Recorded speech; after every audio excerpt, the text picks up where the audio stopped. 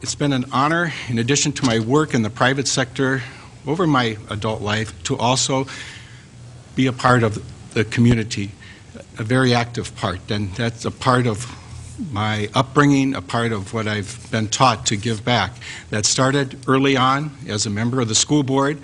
I worked with others to build consensus to get a community education program, a youth service bureau, and an early childhood education program. We worked together. I was the chair of the board for each of those programs when they started out as ideas. And my point is, I like to get ideas, work with the community, and make things happen. As a state senator, I've also done the same. I work closely with Representative Lilly, who's here. You see a number of projects, for example, that are going on in the community for transportation. Very important that we are able to get to our destinations, and we're pleased with progress that's being made there. Highest priority, of course, though, is our schools. Students are our future, and I will make that a priority as we go into the upcoming legislative session, where I'm the deputy chair of the Education Policy Finance Committee. We have a number of challenges that we'll put together, and I look forward to responding to questions on that during the evening. Thank you very much. Mark Jenkins. Hi. Again, thank you to the League for putting on this forum. It's very important, excuse me, for citizens to have an opportunity to see candidates in person, not just the advertising, not just the door hangers and yard signs. So thank you for making this opportunity possible, and also thank you for the folks who are here live and for those of you who are watching on TV for participating in the process. It's important. I am the Independence Party endorsed candidate for this seat, and the thing I want everyone to recognize is I am not running against Chuck. I would love to thank Chuck for his 14 years of service to the community, even longer prior to that in other ways.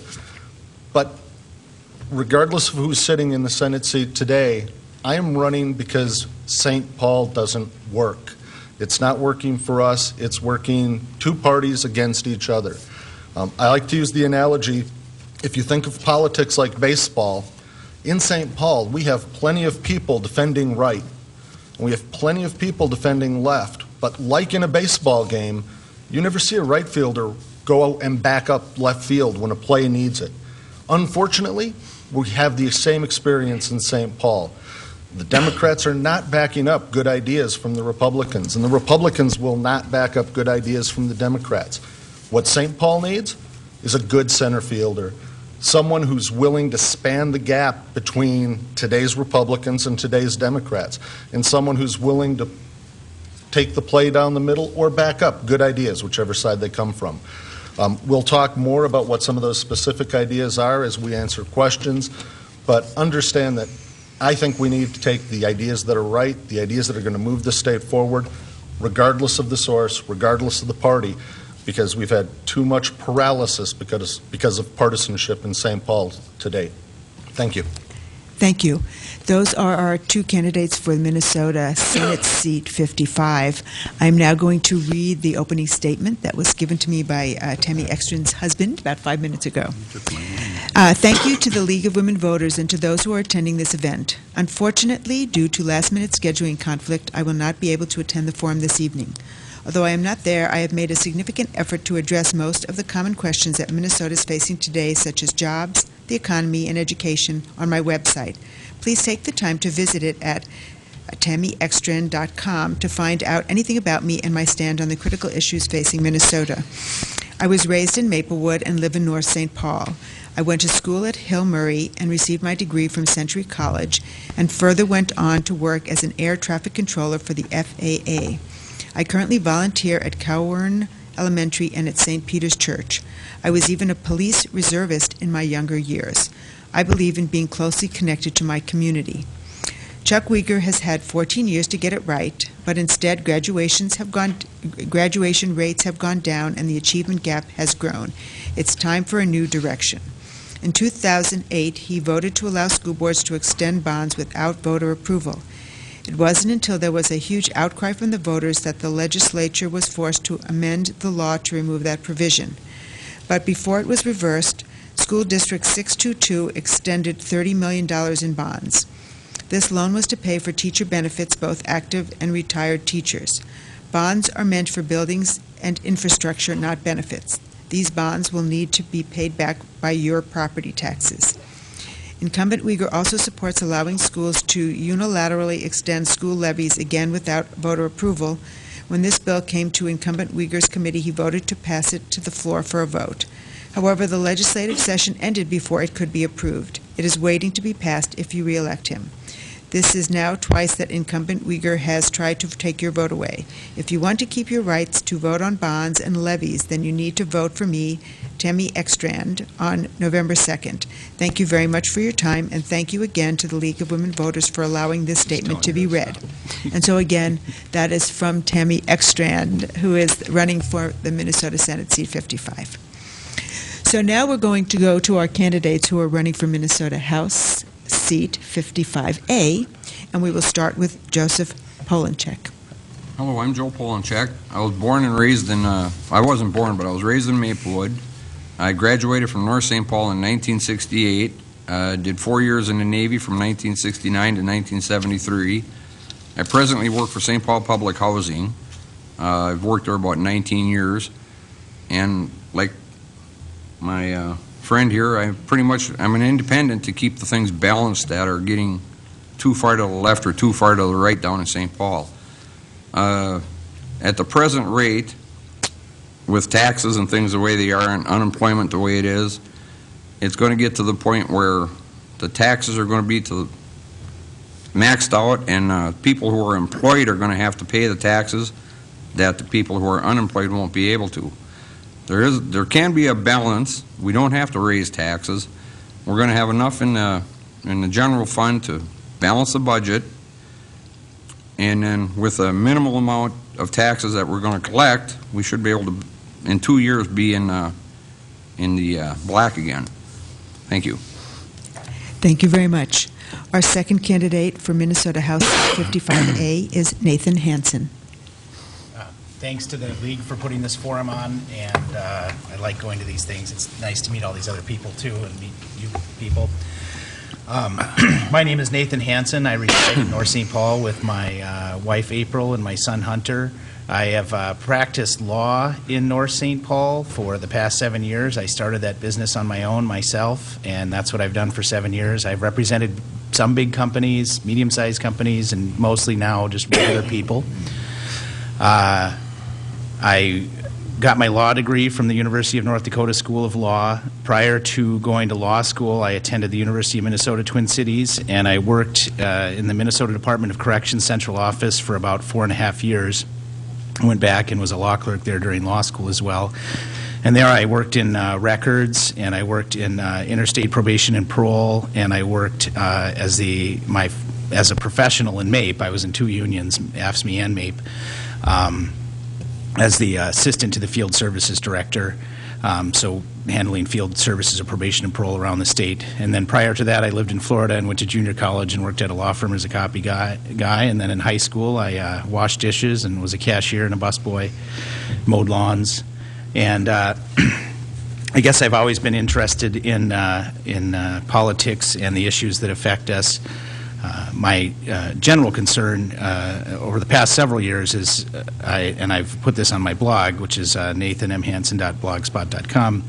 I've done various Data Practices Act requests to the government. I'm concerned about the scope of the government's intrusion in our lives. It's something we can talk about later, and I think that I would be a good and competent person to be your state representative for 55A. Thank you. Thank you. And the last of our candidates for Minnesota House District 55A is Leon Lilly. Thank you, Linda, and thank you, the League. I've participated in a couple of these. I had a brief opportunity to look at Linda's resume today on the internet, and if you ever want to look at something impressive, it's a 28-page resume, so I don't have one of those. Pretty impressive. Thank you, folks, for watching, and for those that have showed up. It is very important for our community that people do get out and vote and participate. It's been nice. I actually enjoy this as well, like Nathan Hansen mentioned, and it's been nice to meet Mr. Pollinchuk and to hear our different views and vision for our community. I'm the incumbent legislator for this area. I'm in my third term in the Minnesota House, and I'm running for a fourth term. And I'm kind of proud of the work that we've done, so it's always interesting to hear that we're doing such a horrible job. It's really been interesting times with the economy the way it is. There's, it's not the easiest time to be in public office. I always say it's a little easier when there's a lot of money to be in public office, and then you can, make easy decisions. And part of the reason I'm running right now is because I think it is the toughest time, and I feel a duty to, even more so, to run in a tough time when things are harder. And I want to have involvement in where possible cuts might be, or where future decisions for shaping our great state of Minnesota and those things. I live in North St. Paul with my wife Missy and my kids. My kids are kind of scattered with college and whatnot and that sort of thing, but I look forward to this evening, so thank you. Thank you very much. So we're now ready to do our first questions, and again, 2 minutes per response. So we will start this first question with Mark Jenkins, and we might as well just start with the big one. We know that the state has over a $6 billion shortfall. So if elected, how will you address this? Thank you for starting off with a softball question. I appreciate that. No, it may be a difficult question, but it is the most important question your legislators are going to have to address over the next year, 2, 3, because our current trend, next year's deficit isn't, or budget deficit isn't going to get any better, and the one after that isn't either. As a single legislator, it's not going to be up to me to dictate where cuts are and where revenues are raised, but what I can tell you already as part of the difference I'll make is that I will advocate for cuts, and I will also advocate for some new revenue streams. A lot of people are afraid in St. Paul to say that they will defend raising revenue. But part of the thing that's important to recognize is if we don't fund the programs we have in St. Paul by possibly, and I'll tell you, I do defend the concept of a clothing tax. If we don't defend some new revenue in St. Paul is going to continue to come to your cities, your counties, and your school districts to get that money instead. So one of the things we need to do is be willing to stand up, make the hard decision, and say, yeah, I'm going to raise revenue for state programs. People have told me that, well, Mark, clothing tax is a really regressive tax. It's not as regressive as cutting GAMC because we can't afford to pay for it. It is a regressive tax, and hopefully it's a temporary one. But I will both support revenue opportunities.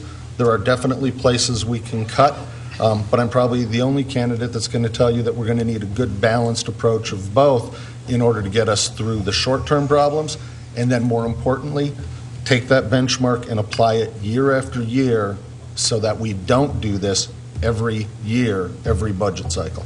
Thank you. Thank you. Joseph Pollinchuk. I think that at the present time, I think we should freeze taxes and then go back and look at where we're at. Like I mentioned earlier, when people get laid off and aren't paying into the tax collection system, then they have to come after people who are working. You can only go to the well so many times before it dries up. And we have about a $5.8 billion deficit in the state.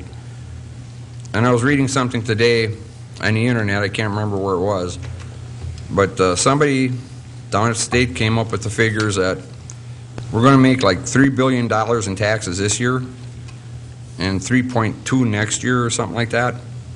And they figure that should be able to balance it all out. And then we go and figure out where we need money, where we can cut spending, and do what we have to do from that point on. Thank you. Next, Nathan Hansen. Thank you. The question is, what would you do to balance the budget? Essentially, yes. Yeah, I have a couple different things. I worked for the government, and I still work with the government in various things. I represent people in relations with the government. The government, when I was working there, was on an inexorable path of growth, and I still keep in touch with people at corrections, and I spoke with someone the other day, and it still is. If you look around, the nicest buildings that you see that are being built nowadays are